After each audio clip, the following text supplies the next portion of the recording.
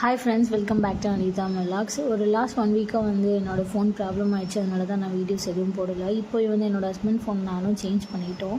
So இன்றைக்கி morning வந்து video எடுத்து தான் வந்து இப்போ அப்லோட் பண்ணியிருக்கேன். இன்றைக்கி வந்து சோயா கிரேவி தான் பண்ணியிருந்தேன். அதுக்கு வந்து ஒரு பேனில் வந்து கொஞ்சமாக ஆயில் ஊற்றிட்டு சோம்பு, பட்டை, அப்புறம் பிரிஞ்சி இலை, ஒரு பெரிய வெங்காயம் சின்னதாக கட் பண்ணிவிட்டு அதை நல்லா வந்து ஃப்ரை பண்ணதுக்கப்புறமா இஞ்சி பூண்டு பேஸ்ட்டு, அது கூட கொஞ்சமாக வந்து புதினா, அப்புறம் வந்து கொத்தமல்லி, தக்காளி எல்லாமே வந்து ஆட் பண்ணி அதை எல்லாமே ஃப்ரை பண்ணிக்கிட்டேன்.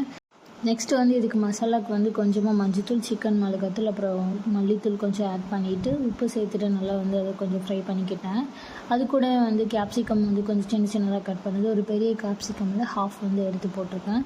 நல்லா கொஞ்சம் வந்து மசாலா வறுத்ததுக்கப்புறமா லைட்டாக தண்ணி ஊற்றிட்டு நம்மளோட சோயா வந்து ஃபைனலாக வந்து ஆட் பண்ணிட்டேன். ஆல்ரெடி சோயா வந்து நான் லைட்டாக உப்பு போட்டு அதை நல்லா வேக வச்சுட்டு அதை வந்து சின்ன பீஸாக கொஞ்சம் கட் பண்ணி அதை வந்து மசாலாவில் போட்டு ஃப்ரை பண்ணதுக்கப்புறமா வந்து அடுப்பை ஆஃப் பண்ணிட்டேன்.